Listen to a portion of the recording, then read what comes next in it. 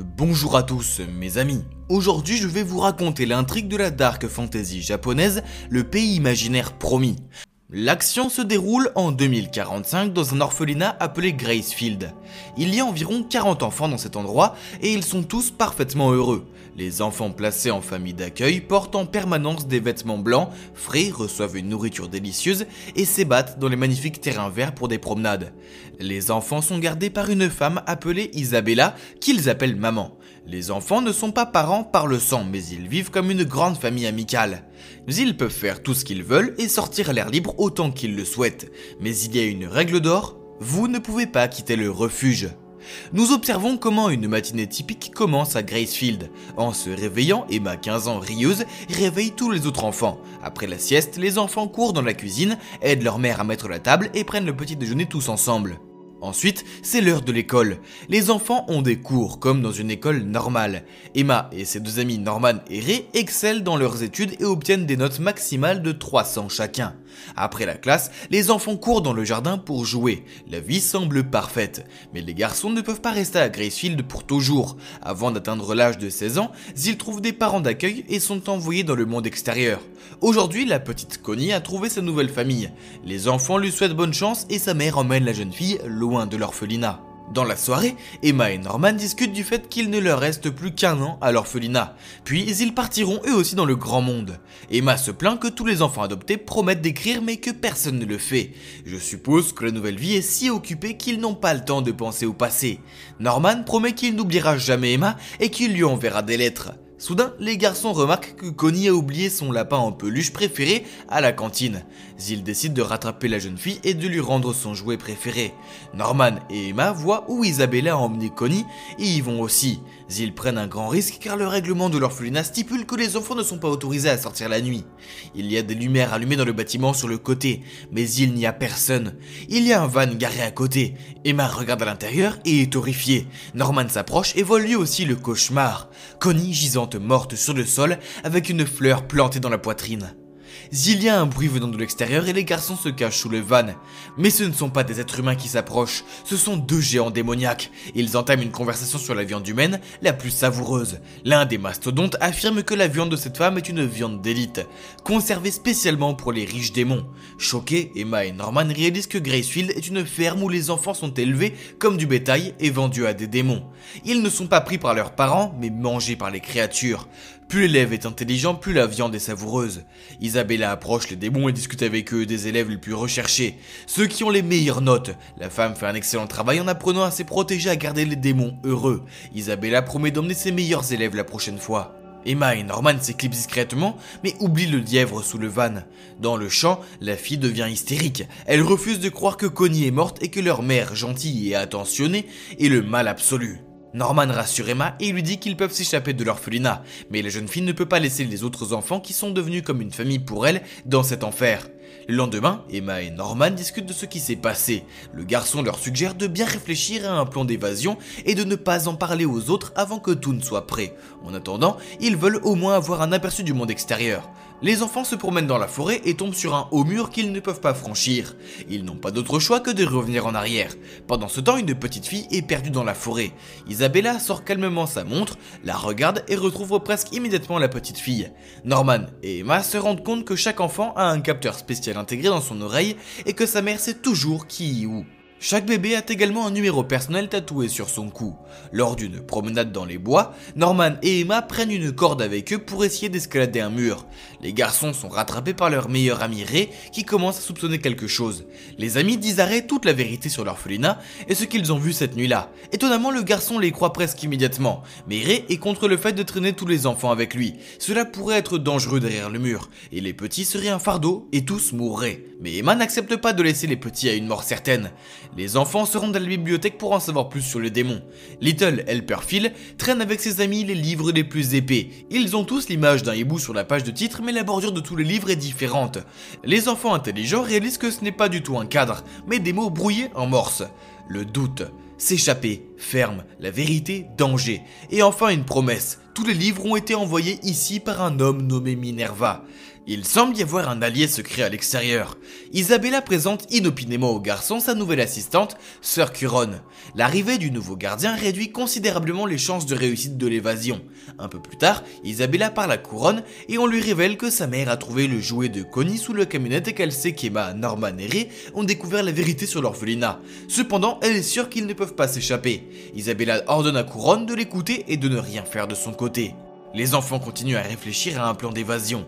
Ray pense qu'il pourrait bien y avoir des espions parmi les élèves de Mama, et il serait préférable d'avoir plus d'anciens de leur côté. Les amis décident de dire la vérité à Don et Gilda et de les convaincre qu'ils ne mentent pas. Restés seuls avec Emma et Ray, Norman leur annonce qu'il a imaginé un piège pour les deux nouveaux membres du groupe. Et si c'était des espions, il leur indique à chacun 2 endroits différents où se trouve la corde d'évasion.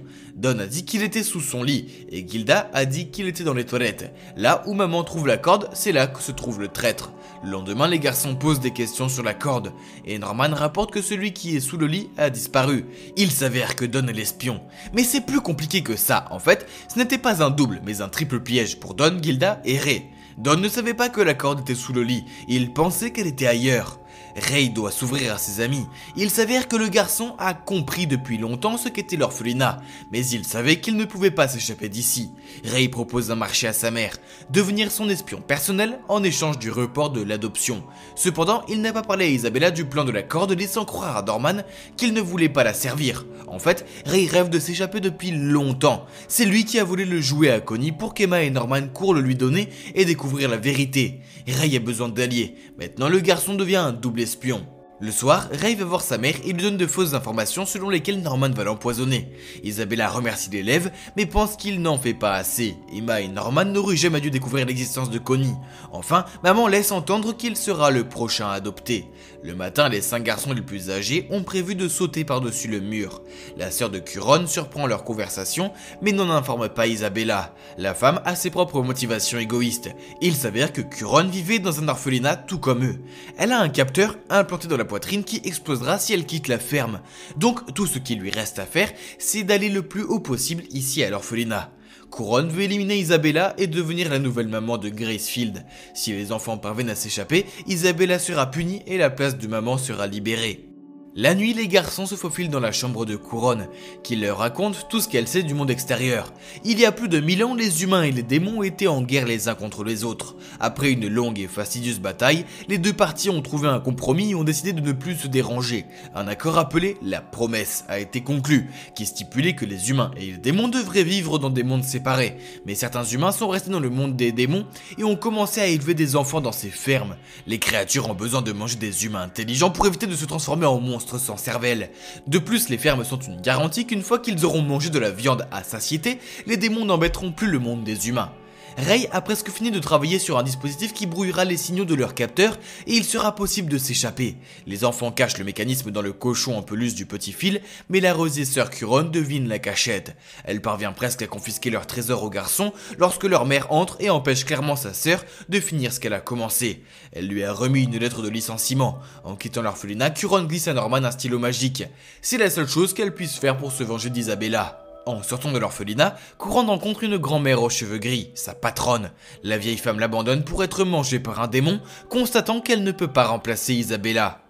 Pendant ce temps, les garçons ont mis en œuvre le plan. Pendant que Ray distrait maman, Emma et Norman vont au mur. Mais le plan échoue, maman se doutant de quelque chose enferme Ray dans la chambre et se lance à la poursuite des fugitifs. Elle trouve les enfants contre le mur et leur dit qu'elle leur a donné tout ce qu'ils voulaient, alors ils ne doivent pas résister à l'inévitable. Emma tente d'arrêter Isabella, mais au cours du combat, la femme casse la jambe de la jeune fille. Maman informe alors Norman qu'il a été adopté et que demain sera son dernier jour à Gracefield. Le soir, Emma, Ray et Norman discutent de ce qu'il faut faire. Norman refuse de s'enfuir sans ses amis, mais finit par accepter. Surtout, Emma et Ray promettent qu'ils le retrouveront libre. Lorsque tout le monde s'endort, Norman trouve dans le table de nuit un mystérieux stylo que la sœur de Couronne a laissé là pour se venger d'Isabella. Le lendemain, Norman s'échappe et finit par escalader le mur. Mais c'est la fin, il y a une falaise derrière le mur. Alors le garçon retourne au refuge. Il s'avère qu'il n'a même pas allumé le brouilleur de signal parce qu'il avait prévu d'y retourner depuis le début. Tout ce qu'il voulait, c'était regarder autour de lui et faire une carte pour ses amis. Il a appris qu'il n'y avait qu'un seul pont sur le mur, à l'entrée du quartier général. Cette information aiderait les autres à s'échapper. Le soir, Isabella emmène Norman hors du refuge et Emma vit très mal cette perte. À l'extérieur de la porte, Norman rencontre un autre autre gardien du monde. Il apprend de lui que des personnes se sont échappées des fermes, ce qui signifie qu'il y a de l'espoir pour les autres aussi. Mais un homme nommé Minerva est déjà mort. Puis un monstre apparaît et Norman accepte la mort avec dignité. Les 2 mois suivants sont sombres pour Emma, mais sa jambe guérit lentement. Ray et elle ont perdu tout espoir et abandonné leur rêve d'évasion. Isabella surveille attentivement les enfants et se contente de garder tout sous contrôle. Mais c'est au tour de Ray de quitter l'orphelinat. Le soir, Emma rend visite au garçon pour lui parler de sa nouvelle fugue. Mais Ray a déjà mis au point son plan. Il décide de brûler la maison pour que le feu détourne l'attention de sa mère. Et pour s'assurer qu'elle mette la main sur le feu, il décide de s'immoler également par le feu en tant que viande la plus précieuse de la ferme. Ray verse de l'essence sur la gourde, se trempe, fait ses adieux à Emma et jette une allumette enflammée. Le feu se propage rapidement dans la maison, Emma sanglote et appelle Isabella à l'aide. Maman essaye d'éteindre le feu pour empêcher Ray de brûler, mais elle ne peut plus faire face aux flammes. Soudain, elle se rend compte que tous les enfants sont sortis de la maison, courant avec leurs chaussures. Il s'avère que l'évasion avait été planifiée à l'avance. Depuis 2 mois, Emma ne peut rien faire de suspect car elle est sous étroite surveillance. À sa place, Don et Gilda ont préparé les autres enfants à l'évasion. Dans le lit de Norman, Emma a également trouvé une lettre contenant un plan d'action détaillé avec une carte de la ferme. La fille n'a pas pu parler à Ray plus tôt puisque Isabella l'observait. Les plus jeunes ont dû être laissés à l'orphelinat, mais les plus grands ont promis qu'un jour ils reviendraient les chercher. Parmi les fugitifs dans les bois, on voit soudain Ray, il n'est pas mort. Alors que Ray était sur le point de s'enflammer, Emma attrape et éteint une allumette. Elle a été trompée par le capteur que Ray a réussi à extraire de son oreille. Les enfants escaladent le mur et Isabella leur court après avec l'horloge. La mère se rend vite compte que le dispositif ne fonctionne pas car le garçon ont retiré leur capteur. En désespoir de cause, elle contacte le quartier général et signale l'évasion. Les enfants ne doivent pas traverser le pont, mais le pont ne faisait pas partie de leur plan non plus.